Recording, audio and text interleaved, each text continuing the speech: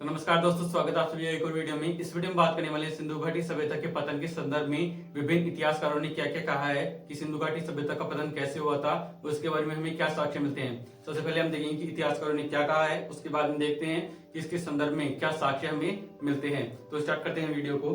तो सबसे पहले देखिए, मार्शल मैकी और एस आर राव, ठीक है, ये इतिहासकार थे। इन्होंने कहा था कि सिंधु घाटी सभ्यता का जो पतन है वो बाढ़ के कारण हुआ था। ठीक है, बाढ़ के कारण सिंधु घाटी सभ्यता का पतन हुआ था। ये सबसे मजबूत तर्क है। ठीक है, सबसे मजबूत तर्क है ये सिंधु घाटी सभ्यता के पतन के संदर्भ में कि सिंधु घाटी सभ्यता का पतन बाढ़ से हुआ था। अगर आप किसी कॉम्पिटिटिव एग्जाम की तैयारी कर रहे हैं और ऑप्शन आते हैं तो ये ऑप्शन बेस्ट रहेगा, ये ऑप्शन सही रहेगा। ठीक है, इसके बाद में मार्टिवर व्हीलर और गार्डन चाइल्ड ये कहते हैं कि आर्यों के आक्रमण के कारण, ठीक है, आर्यों के आक्रमण के कारण जो है सिंधु घाटी सभ्यता का पतन हुआ था, ये कहते हैं व्हीलर और गार्डन चाइल्ड। इसके बारे में KUR कैनेडी एक इतिहासकार थे, ये कहते हैं कि किसी महामारी के कारण, ठीक है, कोई महामारी फैली होगी सिंधु घाटी सभ्यता में या हड़प्पा सभ्यता में, जिस कारण इसका पतन हुआ था। इसके बाद में देखते हैं अमलानंद घोष और जो R.L. स्टाइन है, ये कहते हैं कि जलवायु परिवर्तन के कारण सिंधु घाटी सभ्यता का पतन हुआ था। ठीक है, इसके बाद में आगे के इतिहासकारों को देखते हैं। ये हैं डेल्स और दयाराम सानी, ये कहते हैं कि भूतात्विक परिवर्तन, ठीक है, भूतात्विक परिवर्तन के कारण सिंधु घाटी सभ्यता का पतन हुआ था। इसके बाद में देखते हैं जॉन मार्शल। ठीक है, यहाँ तक मैंने बता दिया आपको, बाढ़ के कारण, आर्यों के आक्रमण के कारण, महामारी के कारण, ठीक है, जलवायु परिवर्तन के कारण और भूतात्विक परिवर्तन के कारण सिंधु घाटी सभ्यता का पतन हुआ था। जॉन मार्शल कहते हैं कि प्रशासनिक शिथिलता, ठीक है, प्रशासनिक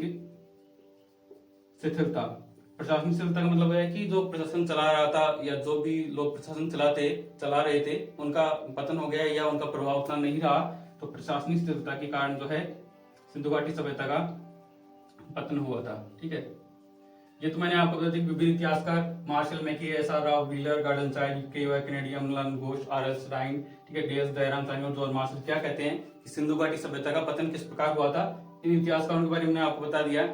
अब देखते हैं कि साक्ष्य क्या मिलते हैं। ठीक है, इतिहासकार ऐसे हवा में बातें नहीं करते। तो अभी हम देख लेते हैं कि सिंधु घाटी सभ्यता के पतन के संदर्भ में विभिन्न इतिहासकार क्या कहते हैं कि सिंधु घाटी सभ्यता का पतन कैसे हुआ था।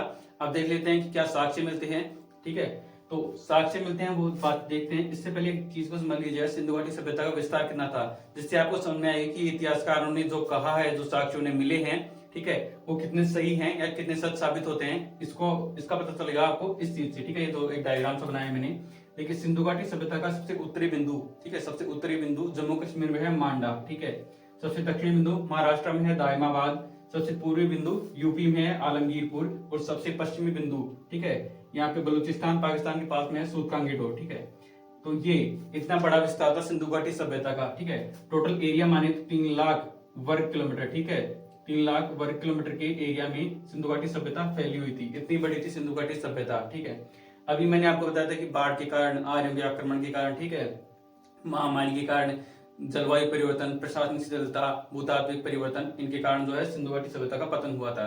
अब आप अनुमान खुद से लगाइए कि क्या 3 लाख वर्ग किलोमीटर के क्षेत्र में फैली हुई सभ्यता, जिसके अभी तक 2000 से ज्यादा स्थल मिल चुके हैं, उस सभ्यता का पतन सिर्फ इन कारणों से हुआ होगा कि एक कोई बाढ़ आई होगी और सारा का सारा 3 लाख वर्ग किलोमीटर का क्षेत्र जो है बाढ़ की चपेट में आ गया और सिंधु घाटी सभ्यता का पतन हो गया। ये होना लगभग नामुमकिन है। आर्यों का आक्रमण भी कोई इतना बड़ा नहीं था कि 3 लाख वर्ग किलोमीटर के क्षेत्र में पूरी सभ्यता का पतन कर दिया गया हो। ठीक है, कोई ऐसे जलवायु परिवर्तन नहीं हुआ होगा। ठीक है, प्रशासनिक शिथिलता ऐसा नहीं है कि कोई केंद्र सरकार थी यहाँ पे, जो केंद्र सरकार ने अपना बहुमत खो दिया और ये सिंधु घाटी सभ्यता का पतन हो गया, कुछ ऐसा था नहीं किसी एक कारण से।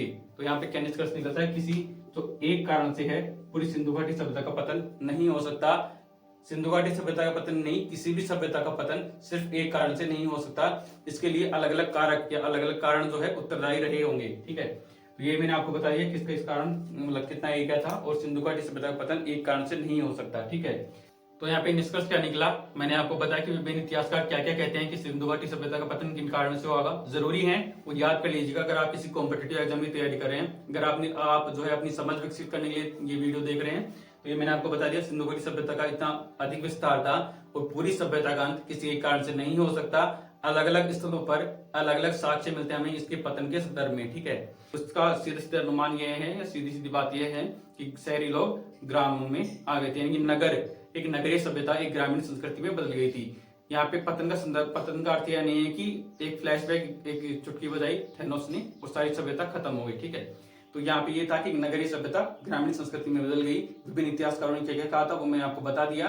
और इतने बड़े क्षेत्र का जो अंत है किसी एक कारण से नहीं हो सकता, ये भी आप कॉमन सेंस जो है लगा सकते हैं, यूज कर सकते हैं। मेसोपोटामिया, एलाम के बारे में मैंने आपको बता दिया। तो सिंधु घाटी सभ्यता के पतन के संदर्भ में ये सब कुछ था, तो मैंने आपको बता दिया। वीडियो पसंद आए तो वीडियो को लाइक कीजिएगा, चैनल को जरूर से सब्सक्राइब कीजिएगा। ऐसे वीडियोस के लिए मिलते हैं नेक्स्ट वीडियो में, तब तक के लिए नमस्कार।